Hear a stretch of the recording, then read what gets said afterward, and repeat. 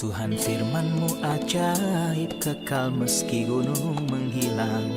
Tiada huruf yang gagal, tak terpatahkan siasat. Hidup seperti-Mu ya Allah, lebih dari emas. Aku bersaksi kitab-Mu, kitab yang suci. Mendengarkan firman-Mu, hibur hati yang luka. Terangilah langkahku kemanapun ku pergi. Biarkanlah firman-Mu berkuasa atasku. Ubahkanku, bebaskanku, ku mau menyenangkan-Mu. Tuhan firman-Mu ajaib, kekal meski gunung. Ubah dan bebaskan aku, mau menyenangkan-Mu. Saya sangat terkejut dengan situasi sosok ini. Dia menghadapi orang-orang yang memiliki hukum dan memiliki pengetahuan. Para pemuka agama mencerca orang buta sejak lahir.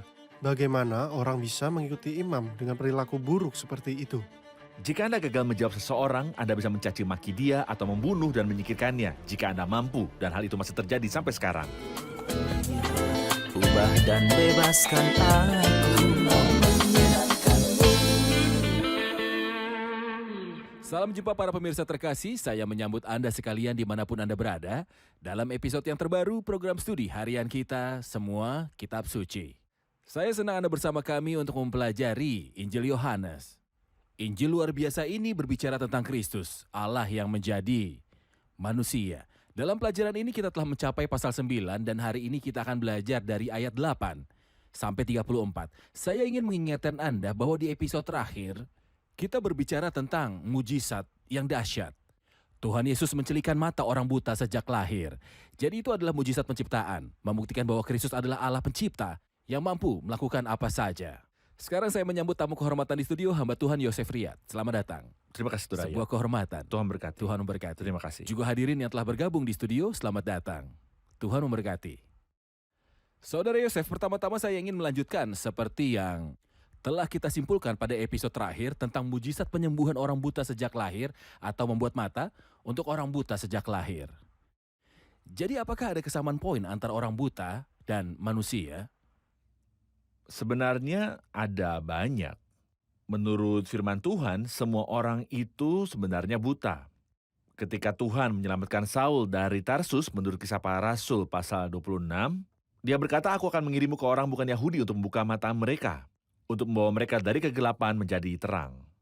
Oleh karena itu kami memahami bahwa semua orang buta.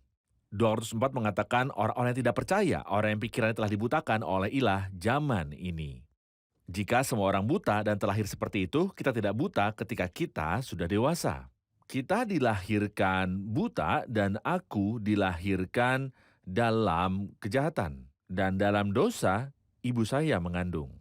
Selain buta, orang ini adalah seorang pengemis, sudah buta dan meminta belas kasihan, meminta berkat. Dia tidak tahu bahwa Tuhan itu murah hati dan baik hati. Jadi dia memohon, dan itulah mengapa agama disebut. Dalam Galatia pasal 4, lemah dan bermental pengemis persis seperti pengemis ini. Kita melihat jutaan orang yang kaya secara finansial tetapi melarat secara rohani dan moral atau lebih seperti pengemis. Selain itu, hal yang menyenangkan adalah bahwa inisiatif untuk menyembuhkan orang ini datang dari Tuhan. Saya sangat suka ayat pertama dalam pasal ini. Ketika Yesus lewat, bagaimana dia sampai lewat situ? Dia diusir dari rumah ibadat sehingga dia keluar dan lewatlah dia di situ. Meski ditolak dan dihina orang, namun dia mengasihi mereka. Dia melihat seorang pria yang lahir buta. Orang buta itu tidak berteriak dan mengatakan padanya, "Kasihanilah aku," seperti yang dilakukan Bartimeus bin Timeus si buta. Kristus menyembuhkan dia. Dia mengambil inisiatif dan memulihkan penglihatannya. Orang mungkin mendengar Anda berkata bahwa semua orang dilahirkan buta secara rohani. Namun dalam Kejadian 3, Adam dan Hawa setelah makan buah dari pohon, Mata mereka terbuka dan mereka telanjang. Apa artinya mata mereka terbuka di sini dan apa hubungannya dengan kebutaan? Mata mereka terbuka dan mereka mengetahui baik dan jahat. Tapi kita tahu dari pengalaman kita dan firman Tuhan, manusia mengetahui kebaikan tapi tidak dapat melakukannya. Mengetahui kejahatan tetapi tidak dapat menghindarinya. Dia memiliki pengetahuan. Memang, namun dia buta, tidak melihat Tuhan. Dia tidak melihat kemana dia pergi, seperti yang dikatakan 1 Yohanes 2. Dia tidak tahu kemana dia pergi karena kegelapan telah membutakan matanya. Dia tidak mengenal Tuhannya maupun dirinya sendiri. Atau masa depannya dan keabadiannya dia berada di dalam kabut, tetapi lebih seperti dalam kegelapan total akan hal-hal ini. Inilah arti menjadi buta secara rohani. Mari kita membaca pasal 9 dari ayat 8, tetapi tetangga-tetangganya dan mereka yang dahulu mengenalnya sebagai pengemis, berkata, bukankah dia ini yang selalu mengemis? Ada yang berkata, benar dialah ini. Ada pula yang berkata, bukan, tetapi ia serupa dengan dia. Orang itu sendiri berkata, benar, akulah itu. Kata mereka kepadanya, bagaimana matamu menjadi melek? Jawabnya, orang yang disebut Yesus itu mengaduk tanah, mengoleskannya pada mataku, dan berkata kepadaku, pergilah ke Siloam dan basuhlah dirimu. Lalu aku pergi dan setelah aku membasuh diriku, aku dapat melihat. Lalu mereka berkata, di manakah dia? Jawabnya, aku tidak tahu. Lalu mereka membawa orang yang tadinya buta itu kepada orang-orang Farisi. Adapun hari waktu Yesus mengaduk tanah dan memelekkan mata orang itu adalah hari Sabat. Karena itu orang-orang Farisi pun bertanya kepadanya, bagaimana matanya menjadi melek? Jawabnya, ia mengoleskan adukan tanah pada mataku lalu aku membasuh diriku dan sekarang aku dapat melihat. Maka kata sebagian orang Farisi itu, orang ini tidak datang dari Allah, sebab ia tidak memelihara hari Sabat. Sebagian pula berkata, bagaimanakah seorang berdosa dapat membuat mujizat yang demikian? Maka timbullah pertentangan di antara mereka. Lalu kata mereka pula kepada orang buta itu, dan engkau, apakah katamu tentang dia karena ia telah memelekkan matamu? Jawabnya, ia adalah seorang nabi. Tetapi orang-orang Yahudi itu tidak percaya bahwa tadinya ia buta dan baru dapat melihat lagi. Sampai mereka memanggil orang tuanya dan bertanya kepada mereka, inikah anakmu yang kamu katakan bahwa ia lahir buta? Kalau begitu, bagaimanakah ia sekarang dapat melihat? Jawab orang tua itu, yang kami tahu ialah bahwa dia anak kami, dan bahwa ia lahir buta. Tetapi bagaimana ia sekarang dapat melihat, kami tidak tahu. Dan siapa yang memelekkan matanya, kami tidak tahu juga. Tanyakanlah kepadanya sendiri, ia sudah dewasa, ia dapat berkata-kata untuk dirinya sendiri. Orang tuanya berkata demikian, karena mereka takut kepada orang-orang Yahudi. Sebab orang-orang Yahudi itu telah sepakat bahwa setiap orang yang mengaku dia sebagai Mesias akan dikucilkan. Itulah sebabnya maka orang tuanya berkata, ia telah dewasa, tanyakanlah sendiri kepadanya. Saudara Yosef, mohon beri tanggapan tentang kebingungan para tetangga dari kejadian ini dan jawaban serta kesaksian dari orang yang buta sejak lahir ini. Orang-orang terbiasa melihatnya buta. Jadi melihat bahwa dia telah berubah secara signifikan adalah sesuatu yang membawa kebingungan, juga mengingatkan kita pada apa yang Rasul Petrus katakan dalam surat yang pertama di pasal 4. Bahwa orang-orang berpikir aneh bahwa Anda tidak turut mencemplungkan diri bersama-sama di dalam kubangan ketidaksenonohan. Jika seseorang hidup kehidupan yang tidak saleh, kehidupan yang penuh dengan kejahatan dan dosa, kemudian kasih karunia bekerja di dalam dia dan mengubahnya, dia akan menyebabkan kebingungan bagi mereka yang mengenalnya. Bukankah itu pria yang biasa duduk bersama kita dan berjudi dengan kita dan mabuk dan melakukan ini dan itu dengan kita? Apa yang terjadi padanya? Mereka menjadi bingung karena terjadi perubahan. Pria itu telah berubah dan orang-orang yang menjadi bingung ketika dia berubah. Ini adalah tentang reaksi orang sekitar. Ketika mereka mengetahui bahwa dia bisa melihat sementara mereka tahu dia dilahirkan buta. Sekarang reaksi orang ini ketika mereka bertanya, mohon ceritakan kesaksiannya tentang Kristus. Apa yang saya suka tentang orang ini, bahwa meskipun dia tidak tahu banyak, tapi dia berani, jujur, dan tegas kepada orang-orang yang mengenalnya. Dia mengatakan kepada mereka, ya, saya orang yang buta. Jadi setelah itu dia berkata, seseorang bernama Yesus melakukan ini dan itu kepadaku. Apa yang Anda katakan tentang dia sejak dia buka mata Anda, dia adalah seorang nabi. Setiap kali dia berbicara, dia melakukannya berdasarkan apa yang dia tahu. Pengetahuannya tidak banyak.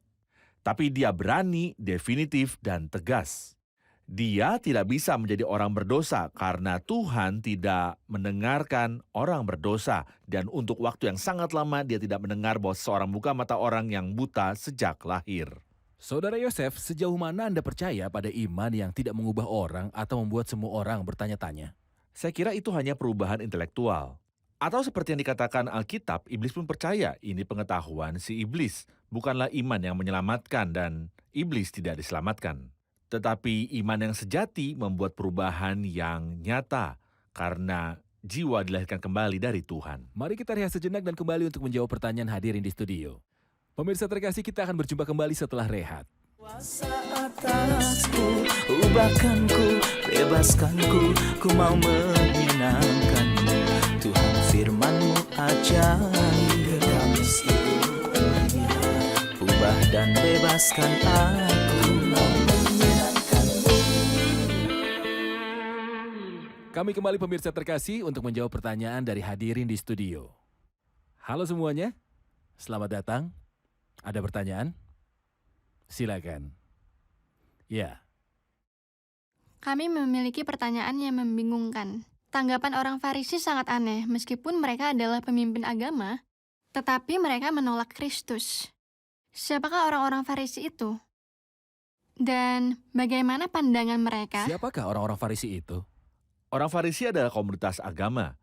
Mereka muncul pada abad ketiga sebelum Kristus, ditandai oleh fakta bahwa mereka mengaku kudus, merasa berbeda dengan orang lain, dan merasa terpisah dari orang-orang. Dan kata Farisi berarti terasing atau terpisah. Dan alasan dibalik pemisahan mereka dari bangsa lainnya adalah karena mereka melihat dalam diri mereka bahwa mereka kudus dan lebih mulia daripada yang lain. Saya pikir Nabi Yesaya merujuk mereka dalam pasal 65 dari nubuatannya. Ketika dia berkata, "Siapa yang mengatakan menjauhlah, janganlah meraba aku, nanti engkau menjadi kudus olehku." Jadi tentu saja mereka mengaku lebih kudus, tapi dari dalam mereka berantakan seperti orang lain. Dan ada pepatah bagi orang-orang Yahudi pada waktu itu, mereka mengatakan bahwa jika hanya dua yang akan masuk surga, yang seorang akan menjadi seorang Farisi dan yang lain seorang ahli Taurat dari golongan orang-orang Yahudi. Mereka sangat dihargai, tapi sebenarnya mereka adalah orang-orang jahat, orang-orang yang berpura-pura dan juga sombong. Baik, ketika orang yang buta sejak lahir ditanya, apa yang Anda ketahui tentang orang yang menyembuhkan Anda? Pada awalnya dia berkata kepada tetangga bahwa dia adalah manusia. Kemudian dia katakan kepada orang Farisi bahwa dia adalah seorang nabi. Kita melihat ada kemajuan dalam pengetahuannya tentang Kristus. Saya kira pekerjaan Tuhan ditandai dengan kemajuan. Tuhan tidak menekan tombol untuk membuat sesuatu terjadi. Anak itu lahir sebagai bayi lalu tumbuh dewasa. Begitu pula dengan anak dalam iman. Ia dilahirkan sebagai anak kemudian tumbuh dalam iman. Ada sebuah ayat dalam Hosea 6, marilah kita mengenal dan bersungguh-sungguh mengenal Tuhan. Jadi pengetahuan tentang Tuhan datang secara bertahap. Seperti yang mereka katakan, perlahan tapi pasti. Orang ini tumbuh dalam pengetahuan. Dan ini adalah kualitas yang baik yang menjadi ciri setiap orang yang pernah Tuhan jamah. Tetapi jalan orang benar itu seperti cahaya fajar yang kian bertambah terang sampai rembang tengah hari. Orang ini pada mulanya tahu bahwa Yesus adalah seorang manusia. Namun pasal ini tidak berakhir sampai dia tahu bahwa dia adalah anak manusia dan dia menyembahnya. Dan kita melihat seperti yang Anda katakan, bahwa ada kemajuan dalam pengetahuan Tuhan karena ini adalah tanda pekerjaan Tuhan di dalam jiwa. Mari kita lanjut membaca dari ayat 24 sampai 34. Lalu mereka memanggil sekali lagi orang yang tadinya buta itu dan berkata kepadanya, katakanlah kebenaran di hadapan Allah, kami tahu bahwa orang itu orang berdosa. Jawabnya, apakah orang itu orang berdosa? Aku tidak tahu. Tetapi satu hal aku tahu, yaitu bahwa aku tadinya buta dan sekarang dapat melihat. Kata mereka kepadanya, apakah yang diperbuatnya kepadamu? Bagaimana ia memelihkan matamu? Jawabnya, telah kukatakan kepadamu dan kamu tidak mendengarkannya. Mengapa kamu hendak mendengarkannya lagi? Barangkali kamu mau menjadi muridnya juga? Sambil mengejek, mereka berkata kepadanya, engkau murid orang itu, tetapi kami murid-murid Musa. Kami tahu bahwa Allah telah berfirman kepada Musa, tetapi tentang dia itu kami tidak tahu dari mana ia datang. Jawab orang itu kepada mereka, aneh juga bahwa kamu tidak tahu dari mana ia datang sedangkan ia telah memelihkan mataku. Kita tahu bahwa Allah tidak mendengarkan orang-orang berdosa, melainkan orang-orang yang saleh dan yang melakukan kehendaknya. Dari dahulu sampai sekarang tidak pernah terdengar bahwa ada orang yang memelihkan mata orang yang lahir buta. Jikalau orang itu tidak datang dari Allah, ia tidak dapat berbuat apa-apa. Jawab mereka, engkau ini lahir sama sekali dalam dosa, dan engkau hendak mengajar kami, lalu mereka mengusir dia keluar. Mohon beri tanggapan atas kesaksian singkat dari pria ini, ketika dia bilang, aku buta, tetapi sekarang aku melihat. Orang ini tidak sedang berdebat dengan orang-orang Farisi dalam diskusi-diskusi keagamaan dan filosofis. Mereka mengatakan kepadanya bahwa orang tadi adalah orang berdosa, berikan kemuliaan bagi Tuhan. Mereka memperlakukannya dengan buruk. Mereka memutuskan bahwa dia adalah orang berdosa meskipun dia adalah Seolah Kristus. mereka mendikte jawabannya. Seolah mendiktekan jawabannya. Meskipun Kristus dalam pasal sebelumnya yang terjadi, mungkin 1 jam atau beberapa jam yang lalu, mengatakan, siapa di antara kamu yang hukumku karena dosa? Tetapi mereka telah mengambil keputusan dengan mengatakan, kami tahu bahwa orang itu orang berdosa, berikan kemuliaan kepada Allah. Jadi dia menjawab pada mereka, saya tidak tahu apakah dia orang berdosa, saya tidak bisa melihat ke dalam hatinya. Tapi aku tahu satu hal, bahwa aku buta tapi sekarang aku melihat. Seolah dia sedang berbicara pada dirinya sendiri, berkata, kita tahu bahwa Allah tidak mendengarkan orang berdosa. Jika bukan dari Tuhan, dia tidak akan bisa untuk berbuat apa-apa. Jadi dia berbagi pengalaman, saya tidak bisa mengikuti Anda dalam hal diskusi agama dan filosofis, tapi saya tahu lebih baik dari Anda tentang apa yang terjadi pada saya secara pribadi. Wahai Tuhan, saya lahir buta, tapi sekarang saya melihat. Lalu bagaimana Anda akan mengatakan dia adalah orang berdosa? Jika bukan Tuhan, dia tidak akan bisa berbuat apa-apa. Saya sangat terkejut dengan situasi orang ini. Dia menghadapi orang-orang yang memiliki hukum dan juga pengetahuan. Namun dia berbicara berdasarkan sesuatu yang bisa mereka lihat. Dalam waktu lama, tidak ada yang mendengar tentang operasi membuka mata orang buta. Dan para pelaksana hukum itu tidak tahu apa-apa. Benar. Mohon ceritakan tentang pencerahan yang terjadi ketika Tuhan bertemu dengan seseorang. Faktanya, orang ini dicirikan oleh 2 hal. Tuhan membuka mata dan pikirannya.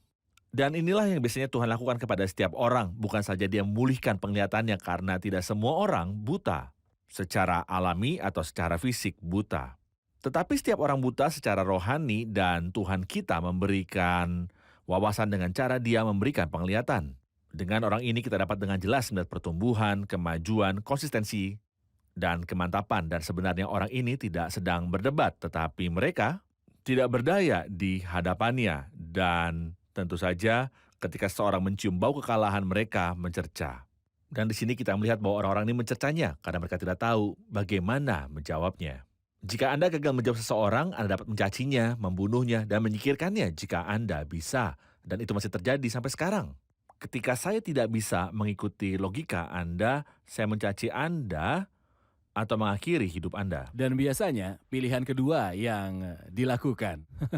Sayangnya, Saya ingin menarik pelajaran praktis. Ketika pria ini membagikan pengalamannya, dia berbicara tentang apa yang sebenarnya terjadi. tepat. Saya buta, Dan sekarang saya sebuah melihat. kesaksian dengan beberapa kata saja. Terkadang kita melihat ketika orang berbicara tentang pengalaman mereka menambahkan efek. Dan itu menjadi kisah dramatis yang pada akhirnya mencuri kemuliaan Tuhan Benar, karena berfokus pada orangnya. Anda Mohon benar. beritahu, bagaimana cara berbagi dengan orang-orang tentang pengalaman kita? Dengan cara yang memuliakan Tuhan. Saya sangat mengagumi orang ini yang juga mengingatkan saya pada kerabat saya. Saya mengenalnya dan saya tahu dia jauh dari Tuhan di beberapa hal. Kemudian saya merasa bahwa perubahan nyata terjadi dan hidupnya menunjukkannya. Dan kemudian suatu hari saya sendirian dengannya dan memintanya untuk berbagi pengalaman. Dan saya sangat terkesan ketika dia berkata saya akan menceritakan kisah saya. Dulu saya buta dan sekarang saya melihat, saya bilang padanya itu sangat baik. Jadi orang itu tidak ingin menjadi pusat dan mendapatkan kemuliaan. Dia mengatakan kebenaran yang sederhana dan memuliakan pribadi yang pantas mendapatkannya, yaitu pribadi yang mengembalikan penglihatannya. Saya berharap dari lubuk hati saya bahwa semua pemirsa akan menjadi sederhana seperti orang ini, jujur, konsisten, dan berani serta tidak memikirkan diri sendiri.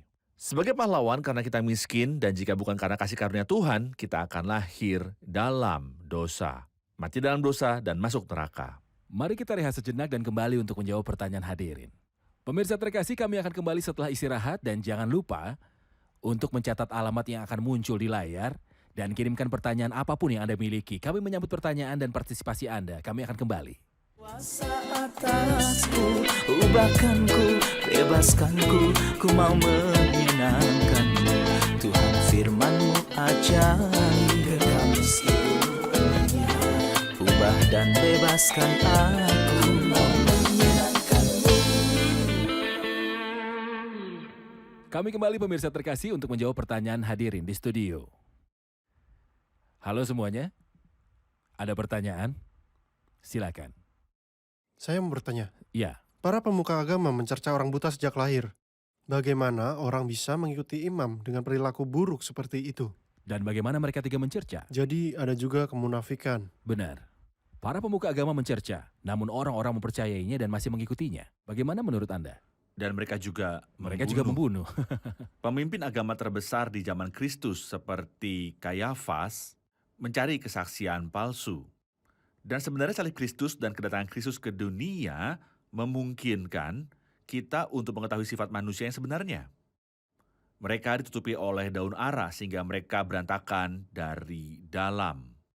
Izinkan saya membacakan untuk Anda 2 Korintus pasal 11. Ini berbicara tentang tingkah laku beberapa orang yang melayani Kristus atau berpura-pura melayani Dia. Lihat di sini di 2 Korintus pasal yang ke-11. Ia mengatakan dalam ayat 19, sebab kamu suka sabar terhadap orang bodoh karena kamu begitu bijaksana, karena kamu sabar jika orang memperhambakan kamu.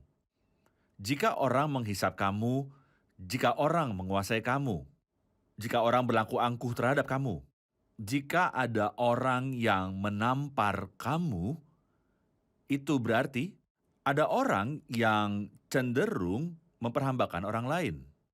Dan dalam agama mereka mencari tujuan mereka.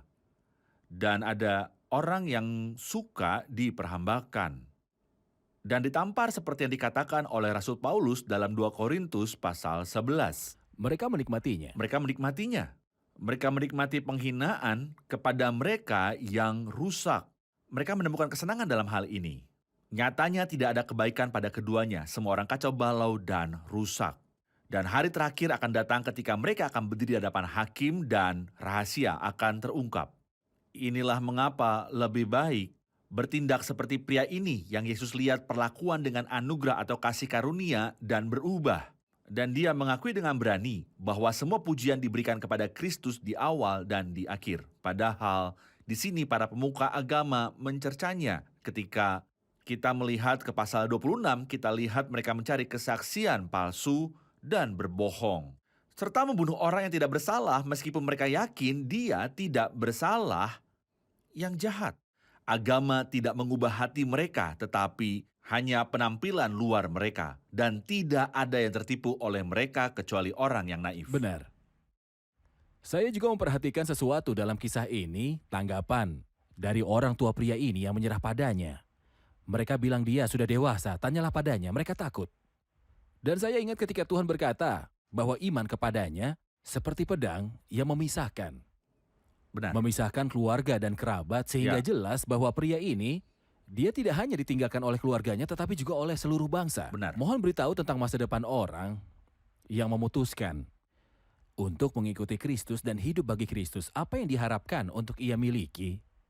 Dia akan memiliki 2 hal yang kontradiktif, penolakan dari manusia dan penerimaan dari surga. Orang ini diusir dari sinagoga. Dan bagi setiap orang Yahudi yang taat, ini adalah bencana.